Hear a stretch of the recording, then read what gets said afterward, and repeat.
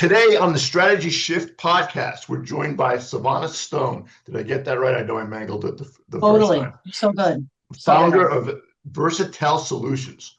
With more than 20 years of experience in business operations and financial management, Savannah helps growing businesses scale with clarity, structure, and practical solutions. We're excited to have you with us today. So thank Thank you you. for being here. Uh, Very excited. So I know we had a great meeting, and can you kick us off with the story, which I really resonated with me, and then with your clients, the first one, and again, you had multiple. You said, you know what, you're meeting with this client, and you said you told them, you said, hey, you know what you did? You created a job, not a company. What did you mean by that? Yeah. I always say, just because you own a business does not make you a business owner. Oftentimes, when a person starts a business, they create an awesome boss for themselves. And of course, that person is an awesome boss because it's usually themselves. So they work inside of their business. They don't work outside of their business. And if they ever decide to sell their business, someone's not going to buy you, they're going to buy your business. And there's no differentiation between the two of you. So are you creating a job or are you creating a business? They're two very different conversations. And then Yeah, also you mentioned the fact that when you're trying to, obviously every business owner wants to drive valuation, Right. and what they're really looking at is, what's the company? You mentioned, you said, hey, they're looking at, what's the company going to be worth if you're not Yeah. involved? Yeah. So when you start a business, regardless of what kind of business is, you must have the end in mind. You must. Regardless if you plan on doing this for 30, 40, 50 years, it doesn't matter. You must know what you at least have an idea of what you're going to do with it because there's two different ways in keeping your books. If you plan on it being a generational business, if it's something that you plan to either give to one of your children, to a key person in your company, it's something that's going to go outlive you. That's one way of keeping your books.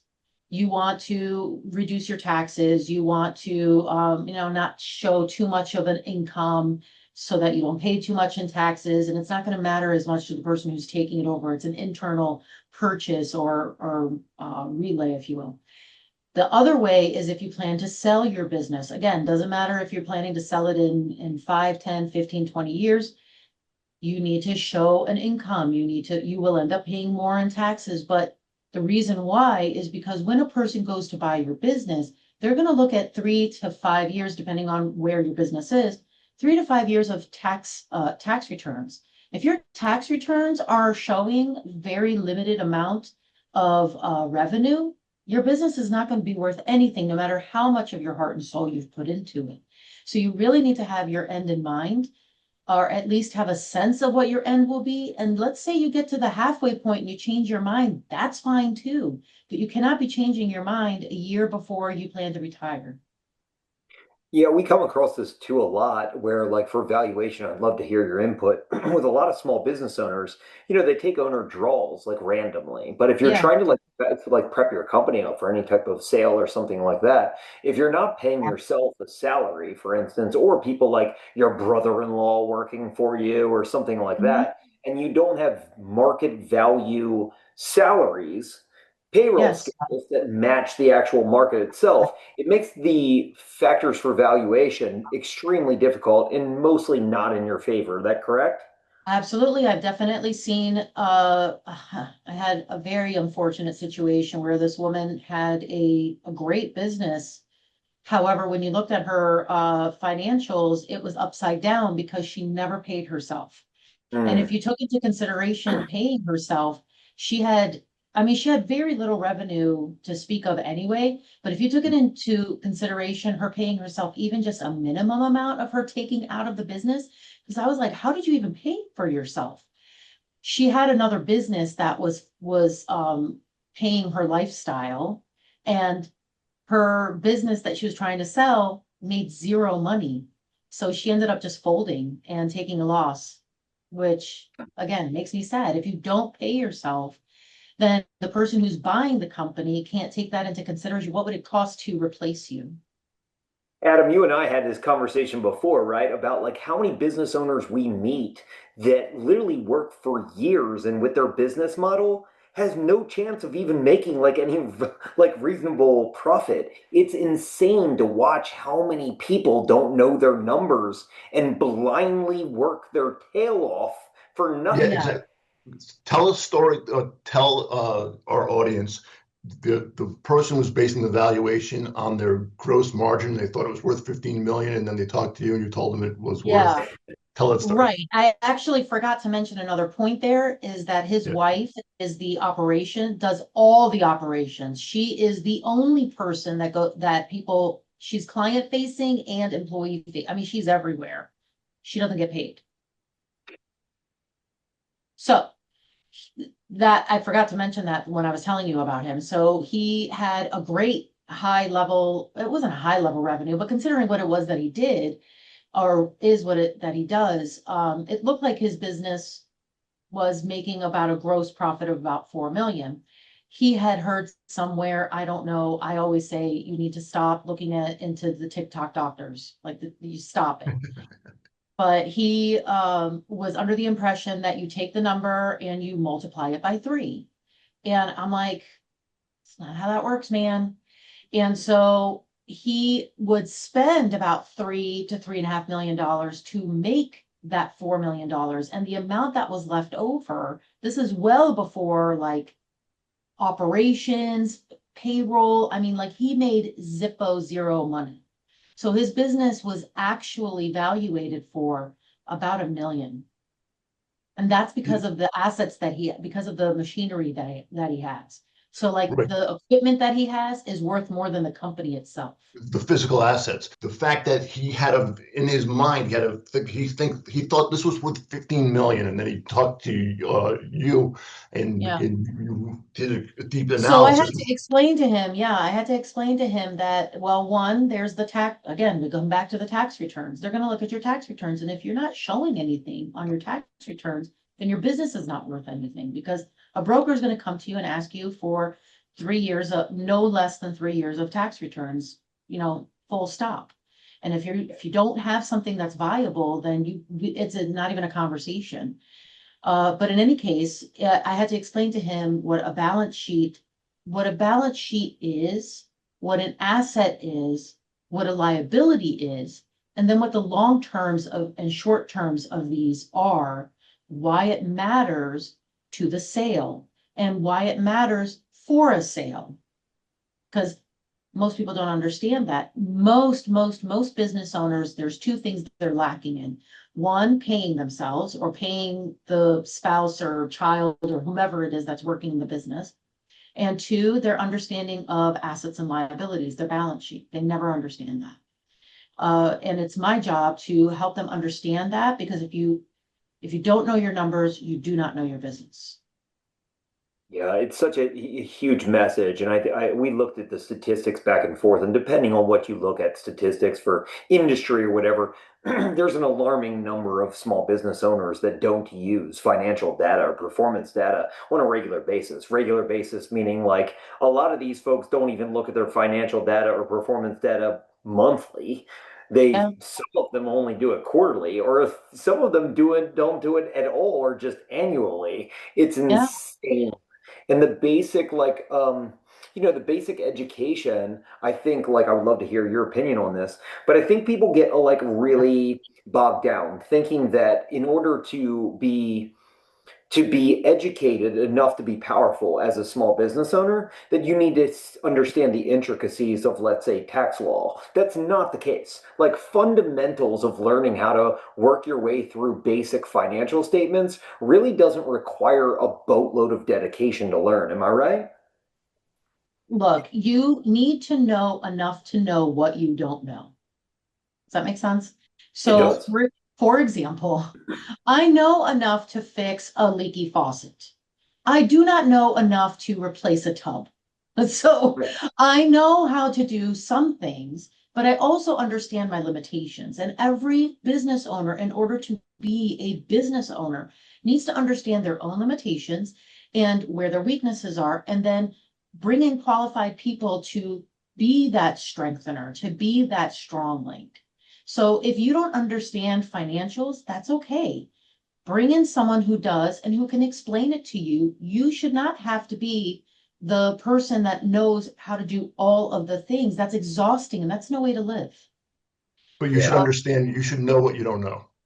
Absolutely. You need to know that if you don't know these things, then it's okay to bring somebody else in that knows way better than you do.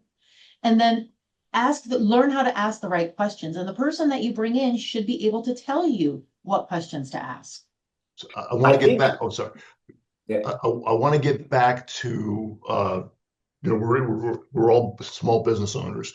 The conventional advice we always hear is, hey, you want to limit your tax liability, right? Yeah, You want to show as little as possible, right? We don't right. want to pay the government, right? And then what you're, I mean, on the other end, however, if you want a strong valuation, you want to do just the opposite. So how do I Right. reconcile that as a business owner? I always say that it's a lot like buying a house or selling a house, rather. It's a lot like selling a house. If you Mhm. plan on living in your house for 30 years, which a lot of people do, you tend to do your own housework or maintenance. You do your own maintenance. You do a lot of things yourself. Would they pass inspection? Probably not. Would would a buyer come in and love your orange walls? Probably not. Would oh, Hey, actually, hey, I have you an have orange orange wall. walls. I just noticed. Sorry. But hey, you know what? Hey, That's I think why Tom's the only one out there insult me on these.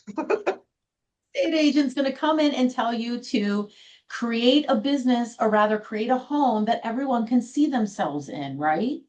So you can of course make things catered to you, but if you ever plan to sell this business to someone else, they have to be able to see themselves in it.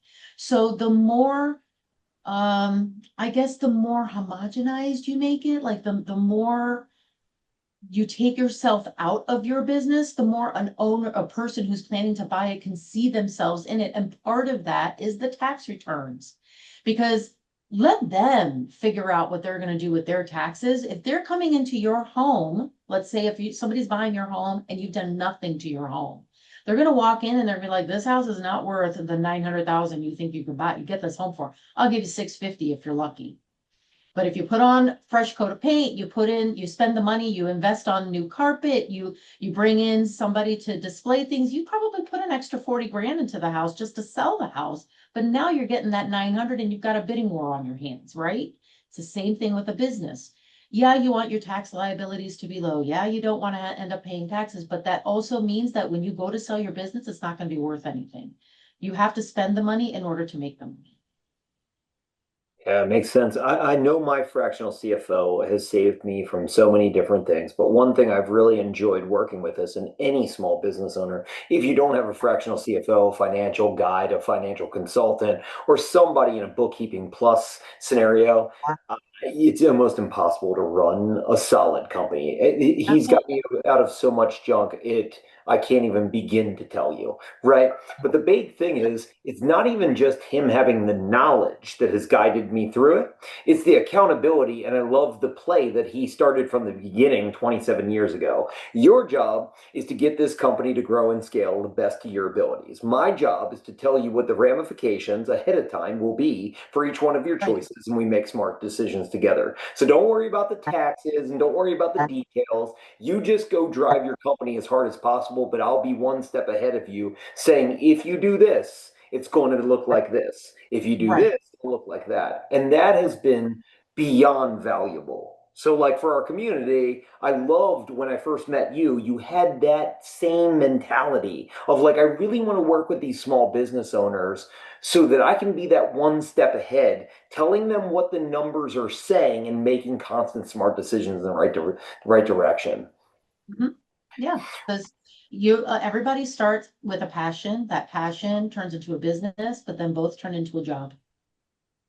And Absolutely. we're trying, I think we collectively are trying to keep people from just being it becoming a job. Their passion should never become a job.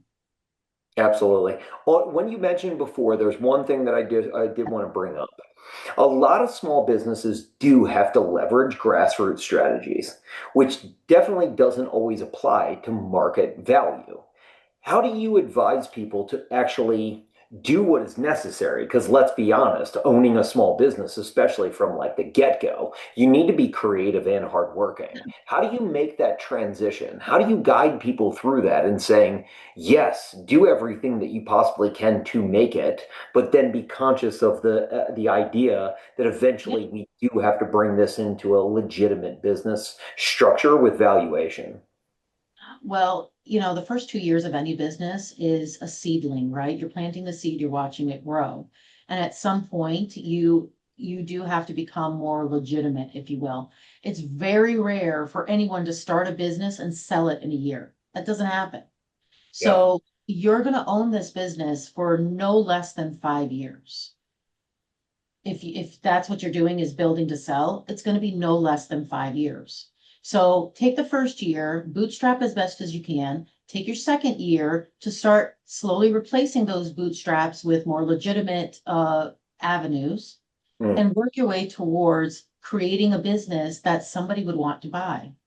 mm. Yeah, I love that And mentality. that's if that's what you want. If that's what you want, right? Like, let's say you want to build a generational business. I'd say, again, take the first year to bootstrap as best you can. Take the second year to, again, uh, put into it more legitimate ways, but then start chugging along with this business that you're going to have for 25 years, let's say, in a more legitimate manner. Because even if it's generational, your kids, if that's what you plan on doing, is giving this business to your kids, one, make sure you've had that conversation with your kids. Don't just make an assumption that your kids are going to take the business, because that's an assumption a lot of people make.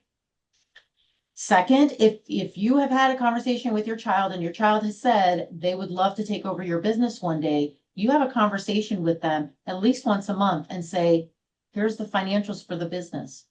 What do you see with this? Make them a Mm. part of the conversation. It doesn't matter how old they are. Make them a part of the conversation. Say, these are the processes that I have. I'm getting ready to interview someone, and these are the questions I'm going to ask. They have to be a part of that business from the beginning so that they are being groomed for it. It makes sense. I think I see way too many people that are generational businesses that literally pass the baton without almost any grooming at all. Absolutely. And a lot of times the people who are taking the business over, especially in some communities where the child that's taking over the business never wanted the business, never wanted to be a part of the business, but they hold an obligation to their father, mother, and take over the business, and like they're an artist and here they are doing, I don't know, repair shop. So Yeah. it's like they had no desire for it. And if there's no desire, the business may survive, but will it thrive? Yeah, that's tough. Yeah, and it won't go beyond the second generation. And if you run a good enough business, if you are running a true business, a generational business, it should last for as long Mm, as there's someone who wants to be in it. yeah. So Tom, it's a central theme with all our fantastic guests, right? Start in mind with the strategy, right? If your strategy is you want to exit this, uh, what's our plan to exit it to maximize the value, right? That's your objective. I think it's so smart that you connected the dots there, Adam. I mean, we've talked to a lot of people, but a central Mhm. theme has been the same. And that is no matter if it's in tech, HR, or like bookkeeping, accounting, whatever it is, a lot of the message has been the same. And that is start with the end in mind and really stay focused on the strategies and tactics that you're applying to keep you on board. I think it's Mhm. really good connect the dots moment. Well, I'm going to bring this home. This has been a great conversation. I really appreciate you coming on board. If you could leave our guests with one, two, or three takeaways from what we talked about today, what would they be? Know that there's a lot of business behind small business. Owning a Hmm. small business is so much more than just owning a business. There's a lot of it. It's just like having a kid. You don't just have a kid and you're like, here's my kid. You have to know how to do a lot of things. So that's really important. Always start with the end in mind. And it's okay if you don't know all of the intricacies of the end. Just start with what you think the end will be. And third, do it. Don't try and analyze. And I'll tell you real quick. before I started my business, everyone was around me was telling me, oh, you got to create a business plan. Oh, you got to create a business plan. I'm like, I don't even know where to begin with a business plan. I don't know what I'm going to do with these things. And I felt like it was just a bottleneck for me to just jump in. So I literally went to a networking event with no cards, just an idea of what I thought I wanted to do. And everyone was open to the idea. And I was like, oh, I'm fresh out of cards. Sorry. But I needed to first see if I would even be successful. Yeah. So I didn't bother with the, and maybe that's wrong advice, but I didn't want the business plan idea and the semantics behind it and the details to bottleneck me to a point at which I felt like I couldn't move. Oh, I'll fail if I can't do this. You're a failure if you don't even begin. Yeah. Strong message, and I love that. I think that there's a big difference that you picked up on right there, and that is there's a difference between an entrepreneurial mindset versus somebody that you bring on the team to solve tactical or strategic solutions for very specific things.